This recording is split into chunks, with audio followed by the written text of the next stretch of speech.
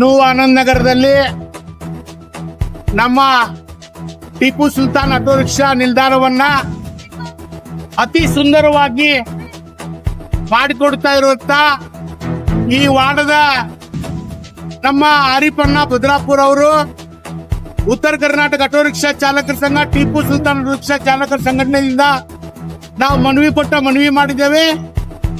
ಮಹಾನಗರ ಪಾಲಿಕೆ ಸಂಬಂಧಪಟ್ಟ ಇಲಾಖೆಗೆ ಚರ್ಚೆ ಮಾಡಿ ಈ ಸುಂದರವಾದ ಟಿಪ್ಪು ಸುಲ್ತಾನ್ ಆಟೋ ರಿಕ್ಷಾ ನಿಲ್ದಾಣವನ್ನ ಅತಿ ಸುಂದರವಾಗಿ ಮಾಡಿಕೊಡ್ತಿದ್ದಾರೆ. ಇಲ್ಲಿ ಸುಮಾರು 35-40 ಆಟೋ ರಿಕ್ಷಾಗಳು ನಿಲ್ತಾವೆ.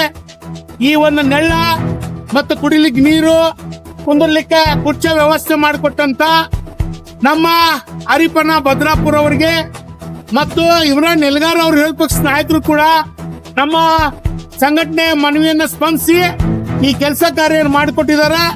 ಇನ್ನು ಅವ್ರ ಎರಡು ಕ್ಷೇತ್ರದಲ್ಲಿ ಹೆಚ್ಚಿನ ಆಟೋ ರಿಕ್ಷಾ ನಿಲ್ದಾಣಗಳು ಆಗ್ಬೇಕಾಗಿದ್ದಾವೆ. ಅವನು ಕೂಡ ಗಮನ ಹರಿಸಿ ಮಾಡ್ಕೊಡ್ಬೇಕು. ಈ ಏನು ನಮ್ಮ ಟಿಪ್ಪು ಸುಲ್ತಾನ್ ಆಟೋ ನಿಲ್ದಾಣ ಮಾಡಿದಾರ ಇದನ್ನ ಅತಿ ವಿಜೃಂಭಣೆಯಿಂದ ಮಾಡಿಕೊಟ್ಟಿದ್ದಾರೆ ನಮಗೆ.